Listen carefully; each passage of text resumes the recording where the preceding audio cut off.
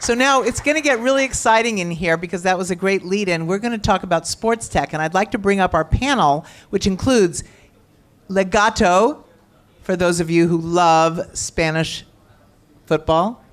And we have ESPN, we have Play Anywhere, and we have Publicis. I'd like to bring them up to the stage, and I know they're all ready to rock and roll. And if they're not ready to rock and roll, then we have another really great group. Do we have Tagato here? Oh, they are. Okay, beautiful. So, gentlemen, please take a great spot. And as we get technically set up, let's have a brief introduction of each of you. Take the mic and tell us who you are and why you're here. Hi, my name is Marco Maddaloni. I'm a former director of ESPN. Now I live here in Israel and I work with Israeli technology to bring to the US, especially to ESPN, of course, to make improvements in fan engagement, advertising, and so on. Hi everyone, my name is Miguel. I am the head of La Liga from Spain and I'm living in Israel. One of my main missions is to be involved with the tech ecosystem and scout good technology that we can implement. And yeah. Hey, good evening. My name's Oded Lavi. I'm here because I was asked to, so I'm happy to be with all of you. But kidding aside, I work at Publicis Group, VP Innovation and Creative Technology, and I help our global brands and our global group find interesting technologies that can either empower an idea or become a basis to an idea, and I hope that scale across the world. Thanks. Hi everybody, I'm Boaz Ben Yaakov, the CTO of Play Anywhere, and I'll be moderating this panel. Beforehand, we'll do a quick 5-minute presentation or even less of what it is, Play Anywhere, what we're doing with La Liga and Publicis and other companies. And really what we're doing is revolutionizing revenue in the media world. That media world could be sports, it could be reality TV, any type of broadcast of television. So today there's a problem that live television competes for the attention with endless other types of interactive media. So interactivity in sports and unscripted TV need to create additional type of engagement so people go there and not just go to YouTube or sports clips or whatever it may be. Passive viewing experience fails to engage viewers. People get bored, a soccer game is 90 minutes, and a few minutes later people might jump to another channel. In addition, new revenue streams outside of advertising, which is the traditional way, are hard to realize. Today there are a lot of companies that create interactive television applications, and they bridge the gap between television and the internet media that exists. Interactivity adds a wide range of engagement options, including quizzes, polls, predictions, contests, betting, and others. And they create this interactivity on the TV, and now the person is participating, and he wants to be part of the game itself. There are a plethora of amazing companies that are doing this today. There's an Israeli company called In the Game that did it for the Olympics a few years ago. Many companies in the United States and in Europe who are creating these interactivities. The problem is that the current state of the interactivity in the television is it's a very big expense. They pay these companies a very, very large amount of money for this technology. In addition, interactivity might not drive revenue. It just is there, it's engaging people, but maybe it's not creating more viewership or things like that.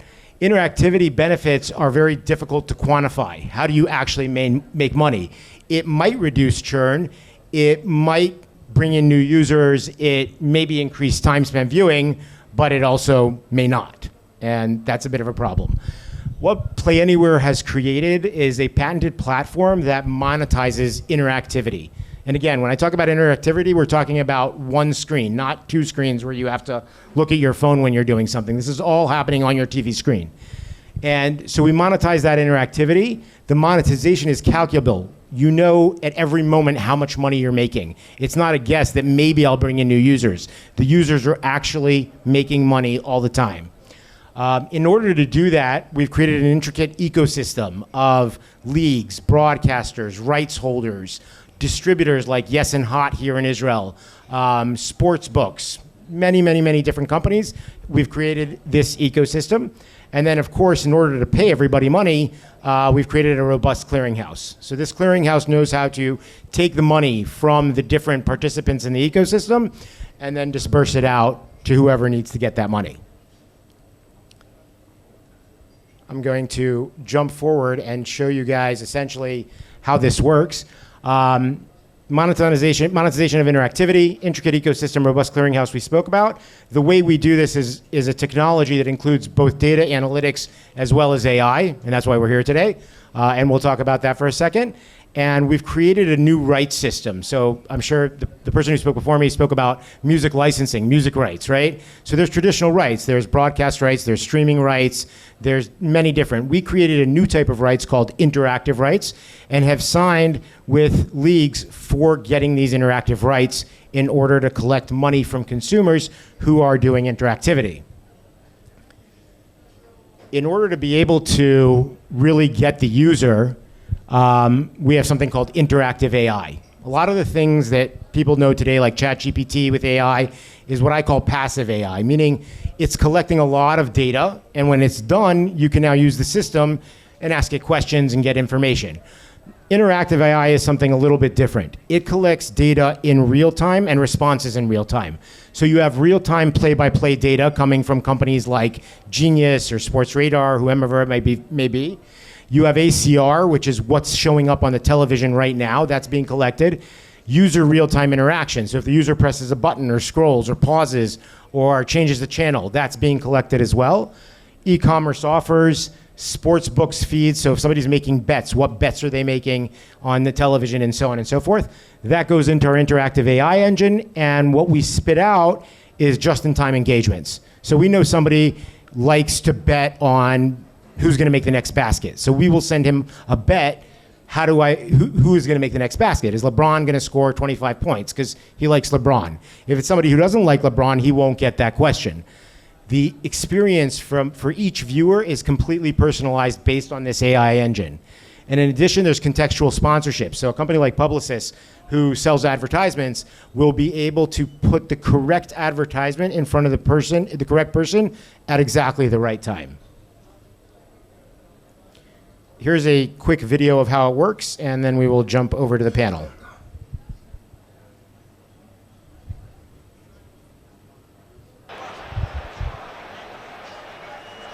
Valverde looks to flick it on, but there is a gap in the middle of that Real Madrid attack, a Spanish galleon.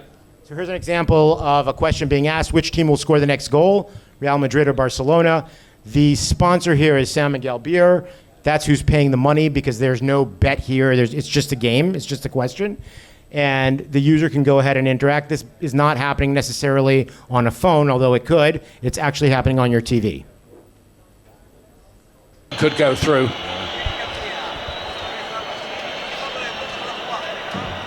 See Carlo Ancelotti's desperately trying to sort it out. He's put Fede Valverde on the right now. Looks as if they might go 4-4-2.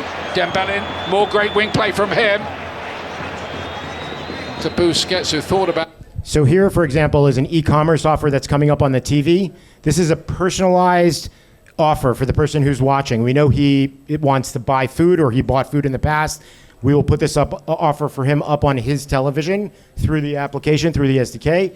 And maybe he wants to buy the shirt from the game or the jacket or whatever it may be, and he can do that all through the TV.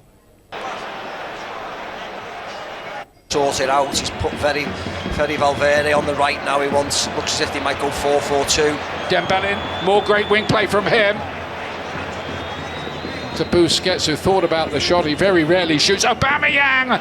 Pedri's got away with one there. That would have been definite yellow. Here comes the corner. Araujo! 2-0! Barcelona are bossing this game, and now they have clear water. Ronald Araujo with the goal for Xavi's side. You can see it coming. And contextually, after the person made a goal, how do you rate that goal? Legendary, very nice, whatever. And Puma is the advertiser here. This was poor as well. Really poor defensively. He just runs off Luka Modric.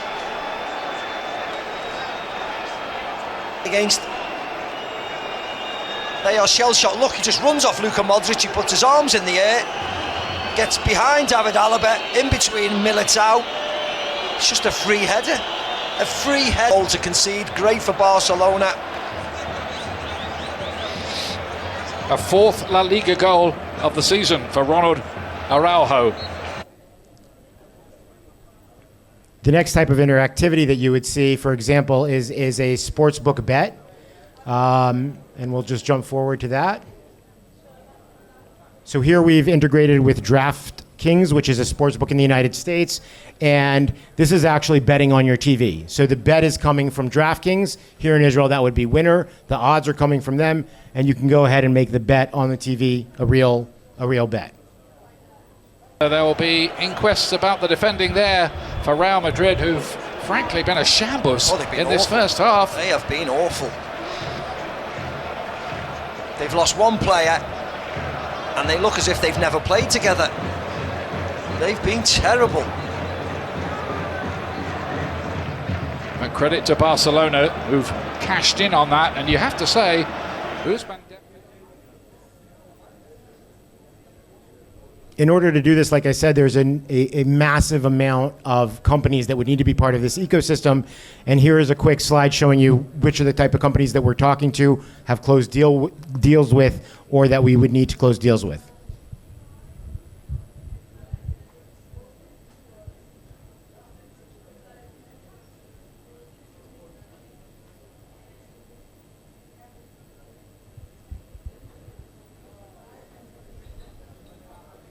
And that's Play Anywhere.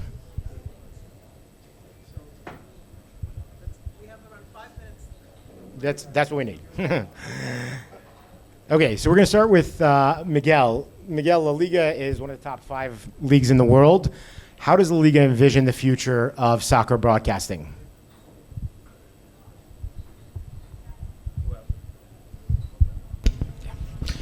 The reality is that the football broadcasting didn't evolve too much in the last 20, 25 years. If you watch the final of the World Cup in France and you watch it in Qatar, it's almost the same. Yes, better graphics, better angles, maybe better quality of image, but the core is the same. You go on TV and you watch the game. So in this element, you are like a passive. What we are seeing at the trend is that the fans don't want to be passive anymore. They want to interact, they want to engage, they want to be the protagonist of the story. So the future is having interactivity and putting them on the middle of everything. So they will be rewarded for their knowledge and for their time. And we believe that partner with a company like Play Anywhere is going to let us to go to the next stage where we are going to be more in contact and understanding better the fans. Thank you. Next is Oded. Oded is the one who's going to make us all money because he's the advertising agency, and that's where the money comes from. Oded, with the rise of streaming services and personalized content consumption, how can ad agencies collaborate with broadcasters and leagues to create targeted and engaging advertising experiences that generate more revenue? So when you look at it, a game is 90 minutes. That's it. That's an asset that goes linear. You can't replicate it. That's it. It starts and it ends. But the interactivity adds more layers, more inventory that you can monetize on. What happens before the game is more inventory. What happens after the game is more inventory. So you can think about, like you've shown, ads, quizzes, maybe go into, during the match time, you offer somebody to go into the locker room and you go into a 3D experience on your TV that simulates the locker room of your favorite team. There are so many different extensions to the reality of what's happening on TV that are now enabled by digital and by interactivity and what you can do, that it's basically endless. Every brand can connect to it, every person can connect to it, every person can choose, and the more we know about him, we personalize more experiences, more offers, and we give him a better experience than the regular 90 minutes plus 15 minutes halftime. So it's just thinking about how we use that asset, which is the game, and just build layers on top of it before and after. And all of that based on the AI that is handing you the exact information about the person, correct? Of course. Last, we have Marco Maddaleni from ESPN and consulting to a bunch of other Israeli startups here in Israel. How can broadcasters effectively balance the monetization of digital platforms while ensuring a high-quality viewing experience for sports fans, especially considering the increasing competition for viewership in the digital space? So for us at ESPN, we're always looking for technology that moves the needle. And of course now, what's really important is the connection with fans. So, for example, a technology like Play Anywhere is a very good example of how it's a technology that moves the needle, because we can connect with fans by creating this interaction during the games, but also monetizing and bringing additional revenues for the company in a nice and creative way. And there are many examples of that. And we don't just do things, for the sake of just creating more interaction. It always has to be something that moves the needle, that learns more about the fans. We use a lot of data as well to learn about the behavior, fan behavior, and then bring solutions, programming, advertising that is relevant for the fan that is watching. I think that's pretty much the major things that we're doing lately. That's great. Thank you very much, everybody. You guys are awesome. Thank you.